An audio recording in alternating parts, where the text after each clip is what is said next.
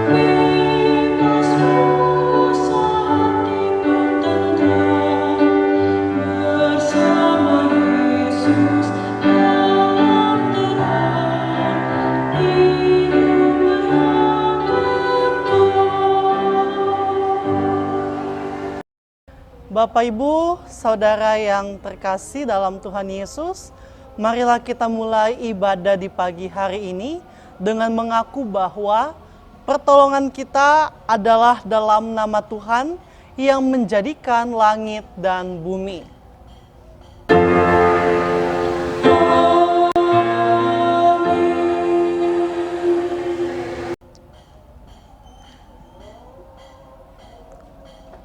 Kasih karunia dan damai sejahtera dari Allah, Bapa kita dan dari Kristus Yesus menyertai engkau.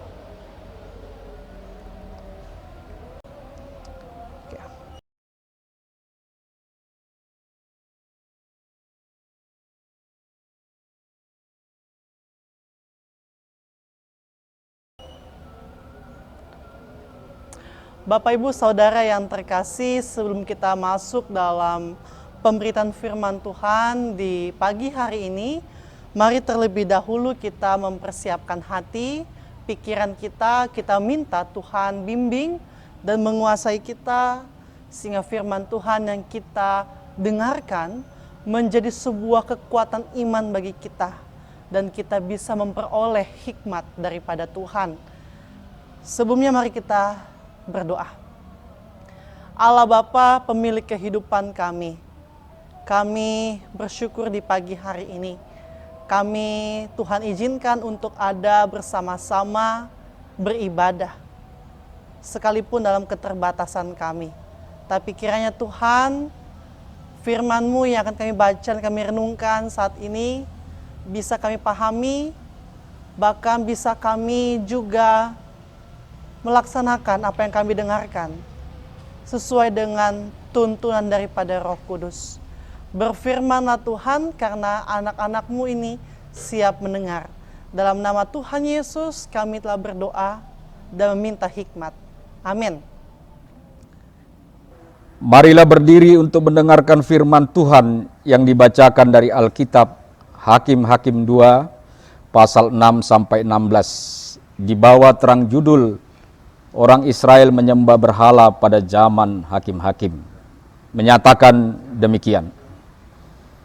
Setelah Yosua melepas bangsa itu pergi, maka pergilah orang Israel itu masing-masing ke milik pusakanya untuk memiliki negeri itu. Dan bangsa itu beribadah kepada Tuhan sepanjang zaman Yosua dan sepanjang zaman para tua-tua yang hidup lebih lama daripada Yosua, dan yang telah melihat segenap perbuatan yang besar yang dilakukan Tuhan bagi orang Israel. Dan Yosua bin Nun hamba Tuhan itu mati pada umur 110 tahun. Ia dikuburkan di daerah milik pusakanya di Timnat Heres, di pegunungan Efraim di sebelah utara Gunung Gaas. Setelah seluruh angkatan itu dikumpulkan kepada nenek moyangnya, bangkitlah sesudah mereka itu angkatan yang lain yang tidak mengenal Tuhan ataupun perbuatan yang dilakukannya bagi orang Israel. Lalu orang Israel melakukan apa yang jahat di mata Tuhan, dan mereka beribadah kepada para Baal. Mereka meninggalkan Tuhan Allah nenek moyang mereka yang telah membawa mereka keluar dari tanah Mesir, lalu mengikuti Allah lain dari antara Allah bangsa-bangsa di sekeliling mereka, dan sujud menyembah kepadanya, sehingga mereka menyakiti hati Tuhan. Demikianlah mereka meninggalkan Tuhan dan beribadah kepada Baal dan para Asitoret. Maka bangkitlah murka Tuhan terhadap orang Israel. Ia menyerahkan mereka ke dalam tangan perampok dan menjual mereka kepada musuh di sekeliling mereka, sehingga mereka tidak sanggup lagi menghadapi musuh mereka. Setiap kali mereka maju, tangan Tuhan melawan mereka dan mendatangkan malapetaka kepada mereka sesuai dengan apa yang telah diperingatkan kepada mereka oleh Tuhan dengan sumpah, sehingga mereka sangat mendesak. Maka Tuhan membangkitkan hakim-hakim yang menyelamatkan mereka dari tangan perampok itu. Demikianlah pembacaan Alkitab.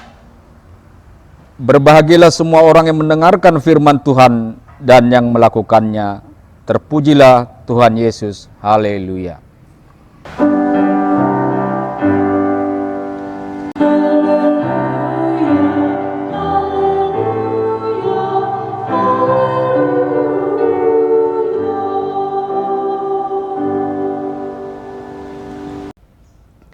Ya, Ibu, Bapak, Saudara yang terkasih dalam Tuhan Yesus.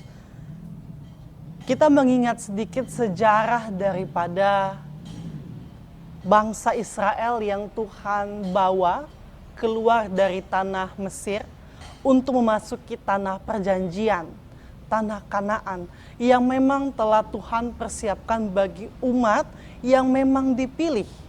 Dan di tempat sanalah mereka kedepannya akan beranak cucu, dan Tuhan menepati janjinya. Tuhan memakai Musa membawa bangsa Israel dengan berbagai macam dinamika. 40 hari lamanya mereka harus berproses Mereka harus diterpa oleh hujan badai. Mereka harus diterpa dengan kesedihan. Mereka harus diterpa dengan berbagai macam sukacita bersama. Tapi tentunya kita melihat selama mereka hidup patuh kepada Tuhan Allah Israel, hidup mereka dijamin. Bahkan angin puting beliung, bahkan topan yang mereka rasakan juga bisa terlewati. Karena Tuhan Allah bersama dengan mereka. Sehingga akhirnya Musa digantikan oleh Yosua untuk melanjutkan perjalanan masuk ke tanah perjanjian. Hidup bangsa Israel pada saat itu sangat luar biasa taatnya. Mereka mengabdi, mereka menyembah, hidup mereka berkelimpahan, hidup mereka penuh dengan sukacita. Hingga sampai saatnya Yosua juga mempersilahkan bangsa Israel untuk mengambil bagian ke tanah yang mereka sudah diberikan. Tanah Kanaan yang begitu luas, Tuhan juga perintahkan kepada Yosua untuk disampaikan kepada bangsa Israel untuk membaginya. Dan akhirnya mereka suku demi suku menduduki tanah itu dan mereka hidup dengan sejahtera. Nah, itu halnya sama dengan pembacaan kita dalam kitab Hakim-Hakim pasal yang kedua. Kalau kita melihat ayatnya yang ke-6, setelah Yosua melepas bangsa itu pergi, maka pergilah orang Israel itu masing-masing ke milik pusakanya untuk memiliki negeri itu. Jadi orang Israel sudah masuk dalam tanah Kanaan, posisi mereka sekarang sudah membagi diri, menikmati tanah perjanjian. Mereka sudah melewati badai bersama dengan Tuhan Allah Israel. Selanjutnya ayat yang ke-7. Dan bangsa itu beribadah kepada Tuhan sepanjang zaman Yosua dan sepanjang zaman para tua-tua yang hidup dan sepanjang zaman tua-tua yang hidup lebih lama daripada Atan yang besar yang dilakukan Tuhan bagi orang Israel. Jadi ketika mereka hidup sebagai pribadi yang menempati tanah perjanjian, hidup dengan penuh sukacita, dan hidup mereka juga penuh dengan peribadatan, karena mereka bersyukur karena Tuhan sudah menjamin dan memberikan. Sepanjang hidup ketika ada Yosua sampai kepada para tua-tua, hidup mereka penuh dengan sukacita bersama dengan Allah Israel. Mereka menyembah, mereka memuji. Tapi ternyata di dalam pembacaan kita, di balik rasa syukur, di balik iman daripada tua-tua, para yang namanya Yosua, ternyata ada generasi selanjutnya. Jadi generasi Israel itu tidak berhenti sampai di situ. Israel tetap terus beranak cucu, menghasilkan generasi-generasi selanjutnya. Dan selayaknya generasi-generasi selanjutnya, mereka semakin jauh kepada tua-tua. Apalagi ketika tua-tua itu meninggal, mereka sudah semakin tidak bersentuhan langsung dengan cerita bagaimana Allah Israel telah menyelamatkan mereka. Nah, cerita ini dimulai daripada generasi selanjutnya. Generasi yang sudah kesekian kali. Generasi itu yang kedepannya harapannya menjadi ujung tombak untuk bangsa Israel semakin taat. Mereka sudah mendengar cerita daripada leluhur mereka, bagaimana Allah yang begitu luar biasa, bagaimana Allah yang begitu setia, membimbing, menjaga, bahkan memberkati leluhur mereka masuk ke tanah perjanjian. Seharusnya bangsa ini, generasi ini semakin luar biasa imannya. Tapi ternyata kebalikannya, Bapak Ibu Saudara. Yang terjadi pada saat itu kita bisa membaca ayatnya yang ke-10. Setelah seluruh angkatan itu dikumpulkan kepada nenek moyangnya, bangkitlah sesudah mereka itu angkatan yang lain yang tidak mengenal Tuhan ataupun perbuatan yang dilakukannya bagi orang Israel. Nah, sekarang ceritanya udah berganti kepada generasi selanjutnya. Gitu ya. Generasi selanjutnya diceritakan mereka tidak mengenal Tuhan Allah Israel. Mereka mungkin hanya sekedar mendengar teori, tapi tidak punya ikatan langsung, pengalaman bersama dengan Tuhan. Tidak memiliki ikatan langsung yang bersentuhan dengan leluhur mereka. Cerita daripada nenek moyang mereka sudah terlupakan. Nah, ini bahaya. Ayat 10 mengatakan tidak mengenal Tuhan. Seharusnya mereka harus lebih tajam imannya kepada Tuhan Allah Israel. Tapi kenapa dikatakan ayat 10 tidak mengenal Tuhan? Kita baca selanjutnya, ayat 11. Lalu orang Israel itu melakukan apa yang jahat di mata Tuhan, dan mereka beribadah kepada para Baal. Wah, ternyata ketika mereka hidup, berkembang, bahkan juga masih ada orang Kanaan yang masih menyembah berhala di sekitar mereka, mereka mencoba untuk bertoleransi, berbaur dengan orang Kanaan. Kalau kita melihat pasal pertama, memang pada saat itu orang Kanaan tidak seluruhnya hilang, dibasmikan, diusir. Tapi ada sisi-sisanya. Dan inilah yang kedepannya mempengaruhi generasi bangsa Israel. Dulu leluhur mereka sangat menentang, tidak mau bergaul dengan orang Kanaan. Sekarang generasinya mulai bertoleransi. Nah, ini awal daripada mereka punya kebobrokan. Awal daripada kejatuhan bangsa Israel di generasi selanjutnya. Mereka sudah mulai menerima, bahkan dikatakan dalam ayat 11 dan 12, mulai menyembah berhala, mulai menyembah Baal. Dan kalau kita membaca ayat 12 sampai 13, mereka beribadah dan menyembah kepada berhala. Di sana ada Baal dan para Asyotoret. Nah, ini merupakan Allah, dewa yang diciptakan manusia, yang diciptakan oleh orang Kanaan, orang-orang yang tidak mengenal Allah Israel. Ini disembah oleh orang Kanaan. Tapi karena orang Israel generasi selanjutnya sudah bertoleransi dengan orang Kanaan, sudah mulai menerima dengan orang Kanaan, akhirnya kebiasaan mereka menyembah kepada Allah Israel mulai tergeserkan, mulai terkikiskan, bahkan sama sekali tidak lagi menyembah kepada Allah leluhur mereka. Mereka berpaling keyakinan. Mereka lebih mengagungkan Baal. Mereka lebih menyembah, mereka lebih percaya. Karena pada saat itu kondisinya adalah Baal dan Asyotoret ini merupakan dewa-dewi kesuburan. Dan pada masa itu menurut orang Israel generasi selanjutnya mengatakan, ya itu yang kami butuhkan. Kami membutuhkan kesuburan, kami membutuhkan jaminan. Dan yang bisa menjawab adalah Baal. Sehingga mereka mulai beralih haluan iman mereka. Nah, ini pernyataan, perbuatan, sikap yang tidak disenangi oleh Tuhan Allah Israel. Tuhan terasa dipermainkan. Sudah sedemikian rupa Tuhan sudah menjamin, sudah menjaga leluhur mereka.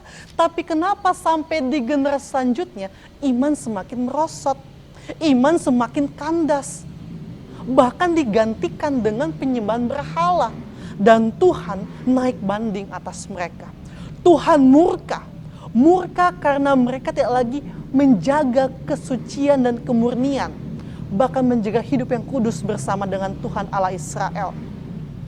Pada ayat selanjutnya, ayat 14. Maka bangkitlah murka Tuhan terhadap orang Israel. Ia menyerahkan mereka ke dalam tangan perampok dan menjual mereka kepada musuh di sekeliling mereka, sehingga mereka tidak sanggup lagi menghadapi musuh mereka. Orang Israel menganggap bahwa Baal itu bisa menjamin mereka, bisa memberikan kehidupan yang makmur. Tapi Tuhan Allah Israel tidak tinggal diam. Tuhan Allah Israel, leluhur mereka, menyatakan bahwa hanya bersama dengan Allah yang menuntun bangsa Israel, maka hidup mereka dijamin. Di luar daripada itu tidak ada jaminan keselamatan. Dan sekarang orang Israel ditegur oleh Allah. Siapa yang paling hebat saat ini? Allah Baalkah atau Allah bangsa Israel yang sudah teruji kesetiaannya? Ternyata kita bisa melihat apapun yang diperlakukan oleh bangsa Israel yang tidak setia itu, Tuhan menghalanginya. Tuhan langsung memutusnya. Bahkan Tuhan akhirnya menyatakan bahwa tidak ada yang bisa menyelamatkan mereka. Mereka berperang gagal. Mereka berusaha gagal. Karena Tuhan sudah membatasi. Tuhan ingin menyatakan, Dia lebih berkuasa daripada Allah yang dibuat oleh tangan manusia. Ia ingin menyatakan bahwa Allah Israel, Allah yang setia itu, yang sebenarnya harus disembah, yang harus dimuliakan, bukan Allah ciptaan manusia. Ayat 15, setiap kali mereka maju, tangan Tuhan melawan mereka dan mendatangkan malapetaka kepada mereka, sesuai dengan apa yang telah diperingatkan kepada mereka oleh Tuhan dengan sumpah, sehingga mereka sangat terdesak. Ingat, setiap kali mereka maju, tangan Tuhan melawan. Tuh. Ini kuasa Tuhan. Tuhan benar-benar menghajar. Tuhan benar-benar menyerahkan mereka kepada perampok. Hidup mereka terdesak, hidup mereka sangat sakit, sangat menderita. Apakah Tuhan jahat? Apakah Tuhan melupakan perjanjian dengan Abraham akan kesetiaan? Tidak. Sebagai Allah yang setia, sebagai Allah yang luar biasa, Dia tidak menginginkan umatnya yang dipilih itu berpaling daripadanya. Dan ketika cobaan itu datang kepada bangsa Israel, bukan berarti Allah ingin kebinasaan, tapi selayaknya Bapa, Dia ingin menegur anaknya bahwa jalan daripada bangsa Israel selama ini telah salah. Jalan daripada bangsa Israel ini sudah fatal. Mereka sudah menjual Allah bangsa Israel. Hingga pada akhirnya Tuhan membatasi ruang gerak mereka. Tapi sekali lagi, Tuhan tidak pernah melupakan. Tuhan tidak pernah ingkar janji tentang kesetiaannya. Sekalipun Tuhan menghukum, sekalipun Tuhan memberikan pelajaran bagi bangsa Israel. Kita melihat ayat 16 menyatakan, maka Tuhan membangkitkan hakim-hakim yang menyelamatkan mereka dari tangan perampok itu. Lihat, Tuhan tidak pernah mengingkari janjinya. Justru Tuhan memakai peristiwa itu, membiarkan bangsa Israel merasa hidup mereka sakit.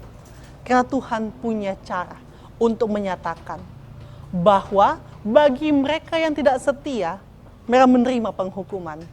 Tapi Tuhan tetap terus ada menjaga mereka. Dan ketika mereka menerima sebuah pencobaan, Tuhan tetap terus mengawal mereka dan tidak akan membiarkan mereka binasa. Masih ada waktu bagi mereka untuk dapat kembali percaya kepada Allah Israel. Nah itu lihat, Tuhan tidak pernah melupakan janjinya. Allah begitu setia. Allah tetap terus mengampuni. Tangan Tuhan melebarkan untuk bisa kembali memeluk umat-umatnya yang kembali taat kepada Dia. Nah, Bapak, Ibu, Saudara yang terkasih dalam Tuhan Yesus, dari cerita ini kita bisa melihat ternyata Tuhan itu begitu mengasihi, Tuhan itu begitu menyayangi. Sekalipun terkadang umat manusia itu seringkali iseng, bahkan memang sengaja ketika mereka dalam posisi yang terhimpit, ketika mereka dalam posisi yang nyaman, mereka mulai melupakan Tuhan.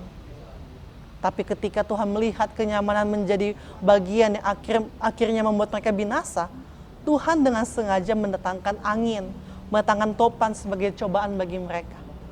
Untuk menegur bahwa jalan mereka terlalu jauh, gitu ya.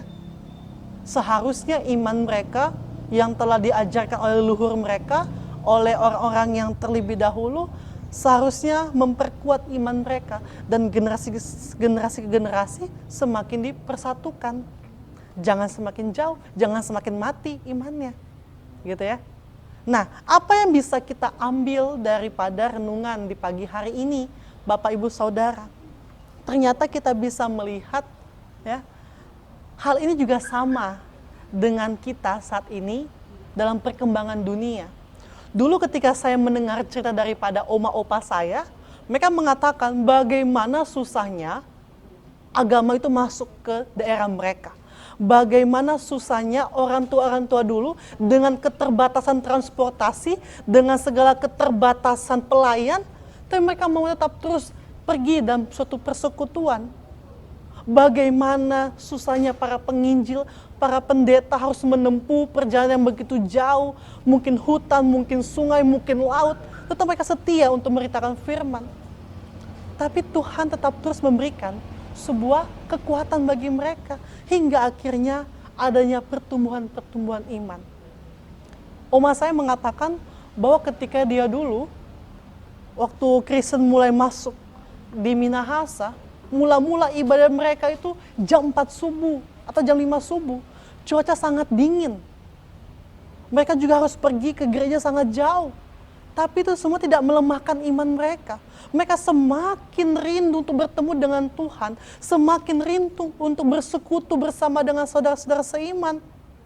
Padahal tantangan begitu banyak. Dan tantangan itu diceritakan pada anak dan cucu.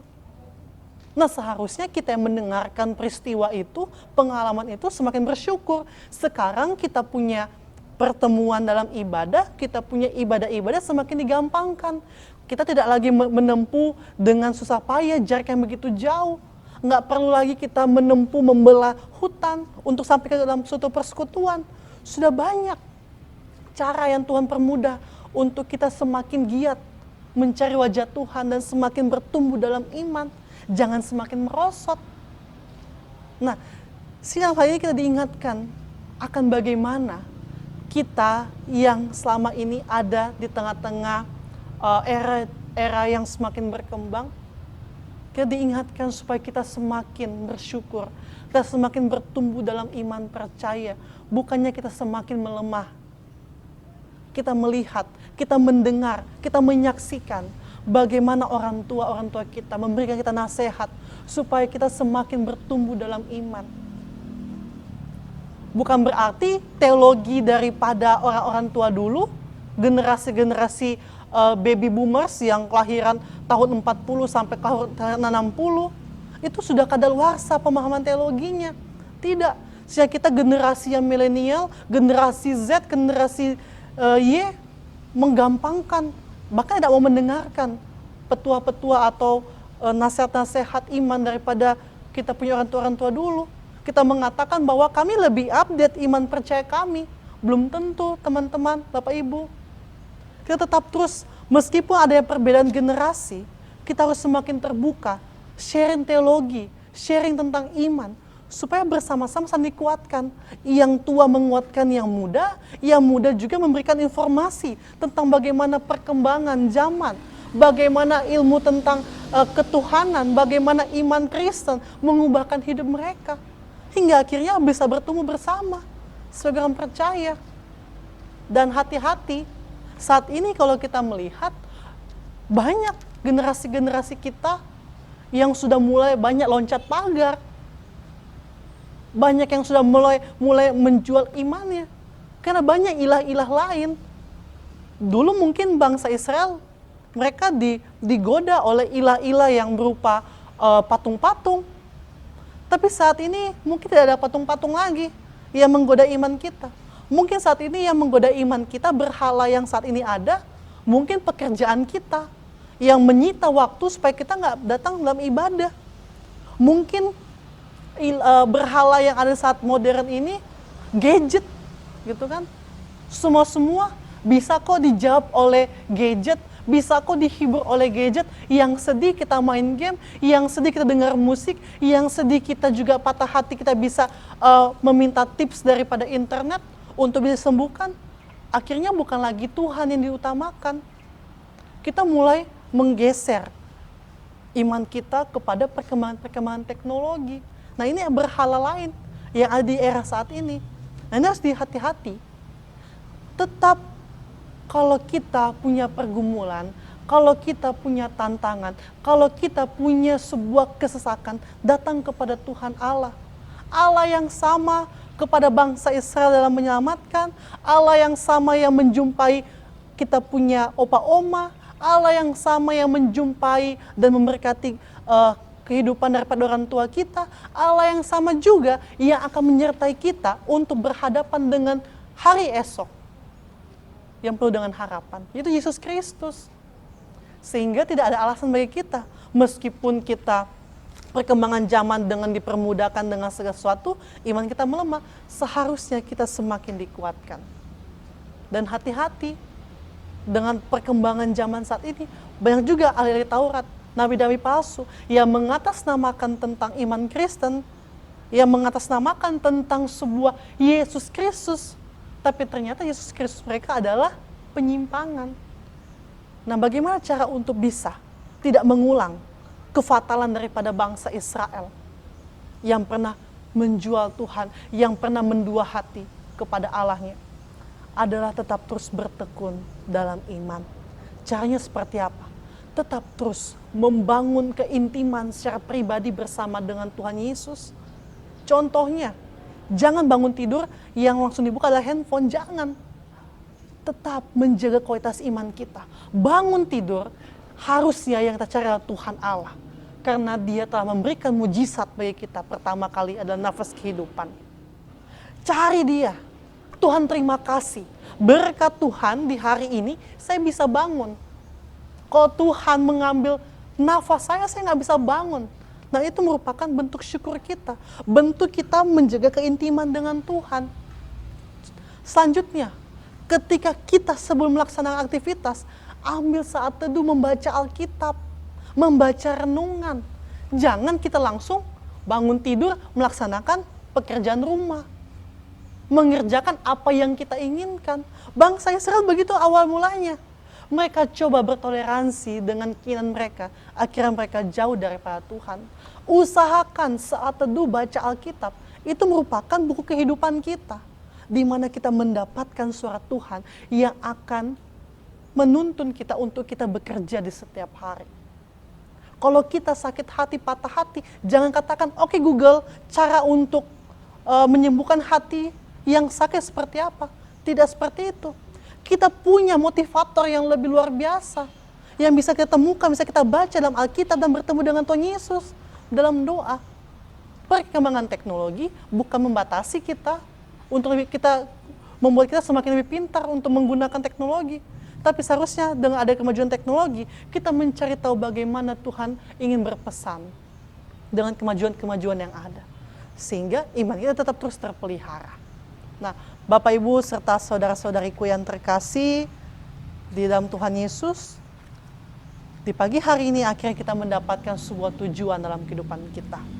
Zaman boleh berganti, pengetahuan boleh berkembang, tapi iman kita harus semakin bertumbuh. Kita harus percaya Allah yang dulu pernah menyertai Israel, Allah yang sama juga yang akan menyertai kita sampai di kehidupan kita di kemudian hari. Jangan pernah gadaikan iman kita, jangan pernah mencari jalan keselamatan di tempat lain. Hanya satu jalannya, yaitu Yesus Kristus adalah Tuhan dan Juru Selamat hidupmu. Sakit hati, patah hati, hidup bermasalah, hidup penuh dengan cobaan, cari Tuhan Yesus. Tidak ada jawaban yang lain. Bangsa Israel berusaha sendiri, mengandalkan mereka punya keahlian, mereka punya kemampuan. Apa yang terjadi? Kebinasaan. Tuhan menghalangi. Kalau mau hidup kita diberkati, kalau mau hidup kita mendapatkan sebuah inspirasi untuk tetap terus bersyukur, dekatkan hidupmu kepada Tuhan. Dan jalanmu Tuhan bukakan.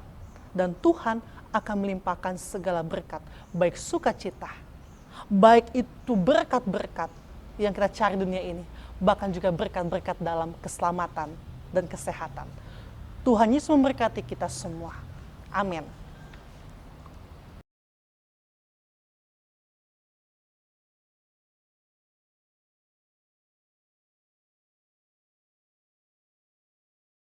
Bapak Ibu Saudara yang terkasih, firman Tuhan telah kita dengarkan yang menguatkan iman kita. Sekarang kita akan merespon firman Tuhan dengan menyanyi dari Gita Bakti 105, Ku dengar Yesus memanggil, sebagai pernyataan iman kita untuk setia menjalankan apa yang Tuhan ingin kita kerjakan dalam kesetiaan iman. Mari kita menyanyikan Gita Bakti 105. Sambil kita memberikan persembahan syukur kita di pagi hari ini.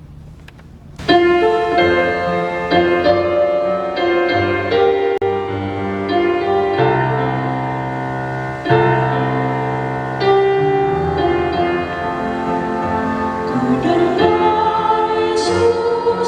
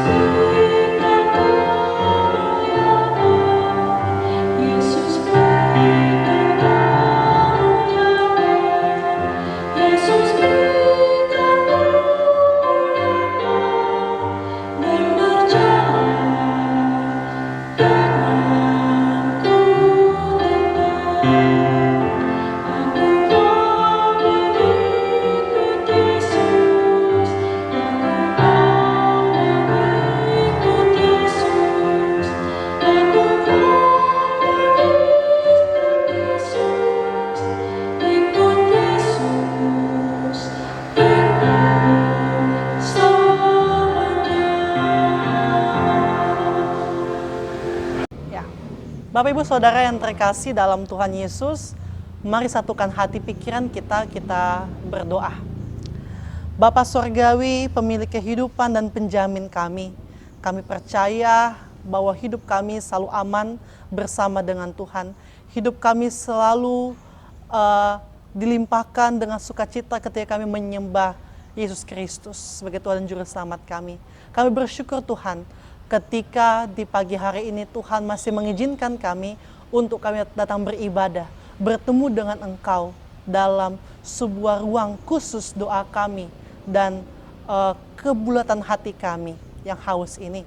Terima kasih Tuhan atas firman Tuhan yang mengajarkan kami, bahkan mengingatkan kami bahwa tidak ada jalan keselamatan, tidak ada jaminan kehidupan di luar daripada Yesus Kristus. Kami tahu terkadang kami sebagai hamba-hambamu, sebagai anak-anakmu, kami mendapatkan tantangan dan cobaan. Tapi kami percaya dan kami mengimani itu semua karena Tuhan ingin menunjukkan kuasa-Mu. Tuhan ingin berproses dalam kehidupan kami untuk semakin lebih baik lagi. Dan iman kami semakin bertumbuh dewasa. Terima kasih Bapa atas segala tuntunan dan kasih daripada Tuhan Yesus. Dan kiranya juga Tuhan firman Tuhan ini menjadikan kami semakin lebih bertumbuh lagi. Dan kami semakin percaya bahwa Engkaulah Tuhan kami sampai selama-lamanya yang menjamin kami. Terima kasih Bapa. Kiranya juga Tuhan ketika Tuhan bangunkan di pagi hari ini dengan sebuah mujizat pertama itu nafas kehidupan. Mampukan kami untuk bisa menjalani setiap hari-hari kami. Untuk tetap terus bersyukur dan menjadi berkat dimanapun Tuhan berkati kami dan Tuhan tempatkan kami. Berkati juga ya Bapa untuk setiap anggota keluarga kami, baik anak-anak kami, orang tua kami, bahkan sanak saudara kami. Sehingga mereka tetap terus bersyukur, bahkan tetap terus memegang teguh iman percaya mereka pada Tuhan. Sekalipun mereka juga harus berproses dalam menjalani kehidupan mereka. Terima kasih Bapak, kami juga berdoa untuk kehidupan dan pelayan daripada gereja kami. Baik gereja-gereja yang ada di seluruh dunia, bahkan juga gereja kami sampai yang ada di pelosok pedalaman. Tuhan juga memberkati. Kami juga berdoa untuk fungsionaris majelis sinode kami, GPIB. Tuhan juga memberkati mereka dengan segala hikmat. Bahkan juga Tuhan memberkati kehidupan dan pelayanan gereja kami yang tercinta ini, GPIB Jemaat Zebulon Batam bersama dengan pos Pelkes yang ada. Tuhan menjaga dan Tuhan memberkati.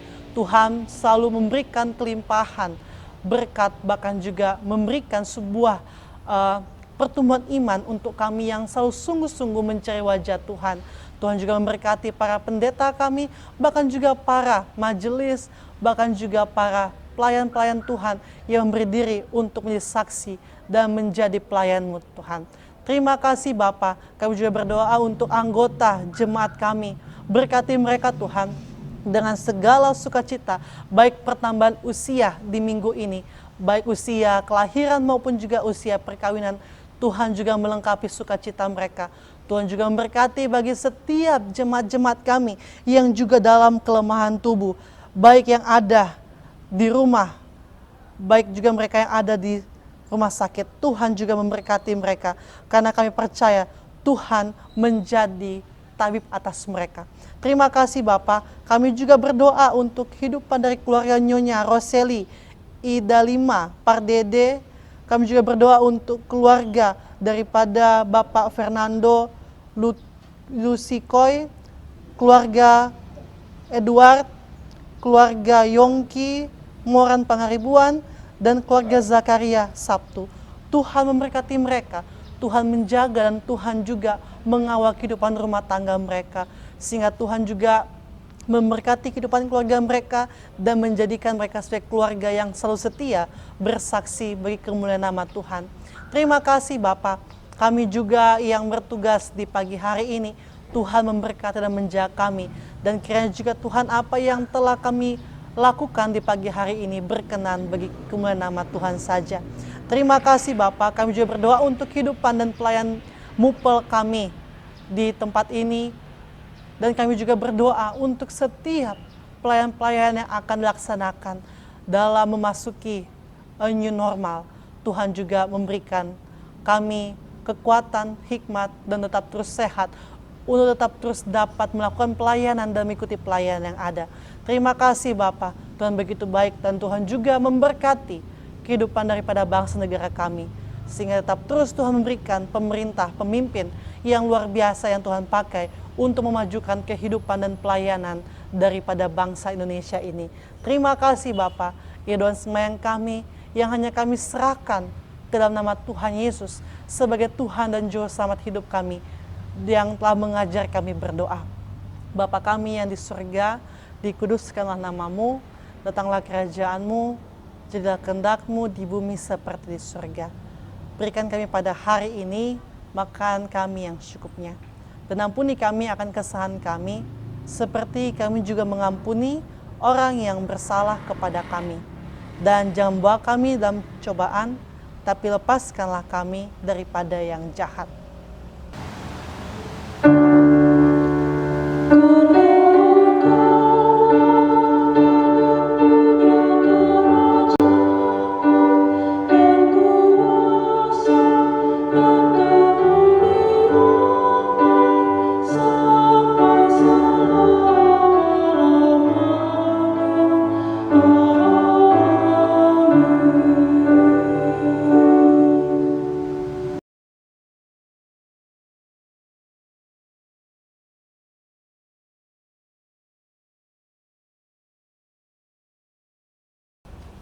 Bapak Ibu Saudara yang terkasih dalam Tuhan Yesus, saya undang kita semua untuk berdiri untuk menerima amat pengutusan. Kerjakan apa yang Tuhan inginkan kita lakukan. Tentunya dengan iman dan harapan bersama dengan Tuhan Yesus. Bahkan selalu percaya bahwa hidupmu saat ini sampai selama-lamanya Tuhan akan jaga dan Tuhan tuntun. Jangan pernah melepaskan imanmu, hanya tetap terus bersandar kepada Yesus Kristus sebagai Tuhan dan Juru Selamat sampai selama-lamanya. Kita mengangkat pujian dari Kidung Jemaat 372. Inginkah kau ikut Tuhan?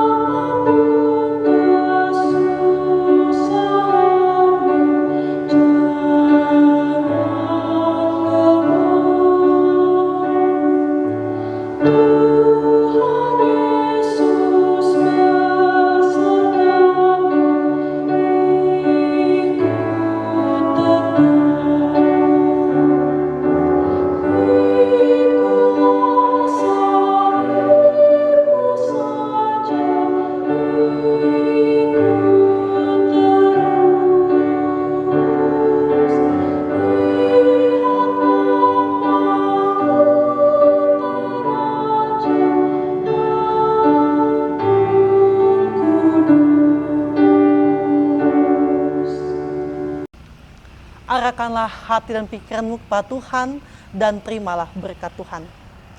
Kiranya kasih, sukacita, damai sejahtera dilimpahkan oleh Allah Bapa melalui anaknya yang tunggal Yesus Kristus dan melalui pertolongan Roh Kudus menyertai memberkati kita yang ikut dan menghadiri ibadah di pagi hari ini dari sekarang kekal sampai selama-lamanya.